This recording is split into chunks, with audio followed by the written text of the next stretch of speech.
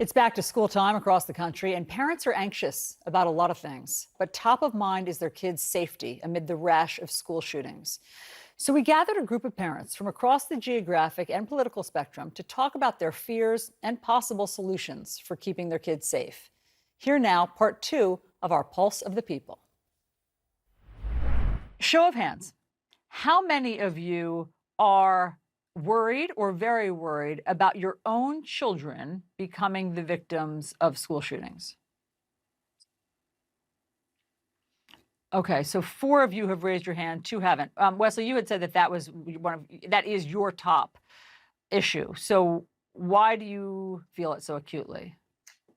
Because I saw it on camera. I mean, because I turn on CNN and I see that a bunch of officers are sitting outside of a school door refusing to go in while an armed gunman is in there killing kids. I'm actually 2-3 blocks from a shooting at a church where a guy walked in to a Sunday school class and killed a number of African Americans as they were studying the Bible.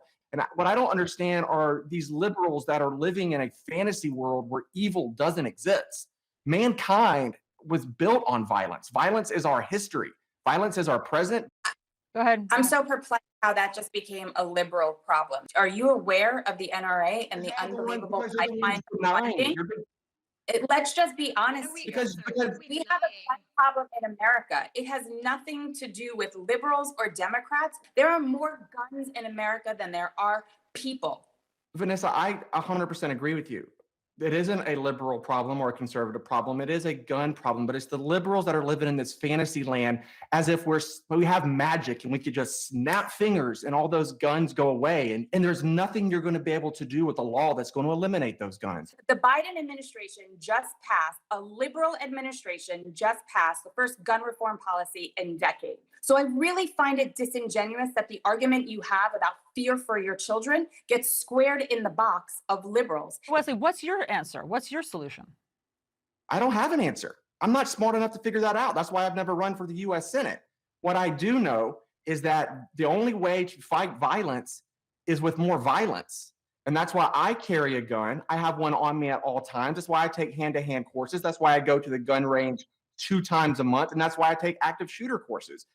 To say that we can't magically wave a wand and get rid of the gun violence problem is just a ridiculous notion. Nobody wants to wave a wand. 88% of Americans want background checks. 64% support large capacity magazine bans. 75% support federal gun sale tracking. 80% support requiring concealed carry permits. 84% support preventing gun sales to dangerous people that mental health professionals have deemed dangerous. There are solutions. We just are not willing to give any of them a chance. The real issue under gun control isn't even gun control, it's mental health. You were talking about evil people. Yeah, some of those people were bad, but some of them were just mentally ill and they needed treatment. Hold on, guys. Just let me get to Chris for 1 second, because Chris, you're a military veteran. Yeah, I served in the combat zone supporting operations in Afghanistan.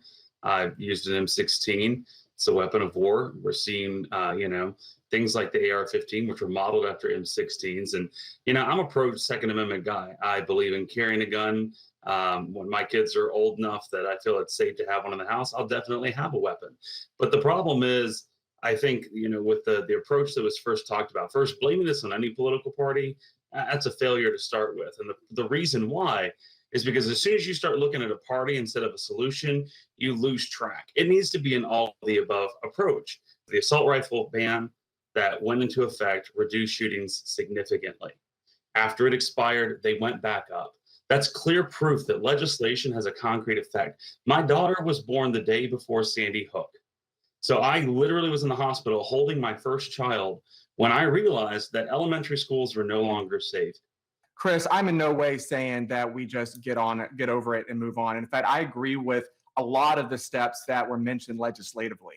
Okay, I'm not saying don't do anything. What I'm saying is when you're doing background checks and you're trying to fix the mental health issue or red flag walls, what I'm saying is that those evil people are still going to find a way. That's all I'm saying. So on top of the legislative issues, we need armed guards. I would be for allowing teachers to carry when they want to carry so that they're not stuck in a room with an armed gunman.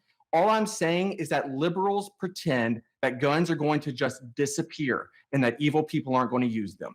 Show of hands, how many of you think that it would help to have teachers be trained and armed? Schools are gun-free zones for the most part. They look, no guns here. We're not defending ourselves. And the reason I sort of, hedged on the should teachers carry, someone who isn't already carrying and trained and comfortable should not be sort of, hey, want a gun? That's a horrible idea. Yeah. But it turns out that most mass killings happen where it's very clear that no one's shooting back. But let me just say that a lot of these schools, from Columbine to Parkland to Uvalde, did have an armed school resource officer. And as we've learned, it's just hard for them to be in exactly the right place at exactly the right time. But my point is that these are not gun-free zones. Evil is everywhere in the world. Every country has evil. There are evil people everywhere. It's not unique. This gun problem is unique to the United States. I want to end on, if we can, a point of, if not unity, at least solutions. Go ahead, Vanessa. Quite honestly, part of the reason why I left the teaching profession was it was impossible to live in New York City on a teacher salary, fund my classroom the way in which I needed to fund my classroom. We don't get paid in that same way, and that is unfortunate. We have unreal expectations of our teachers and we don't support them. And we should be fully funding our education. We should be partnering with our teachers. They chose an underpaid profession because they love kids. They love creating the next generation of enthusiastic learners. If you don't trust them, fund them and help them in every way. Help them teach our kids better. That works best for everybody.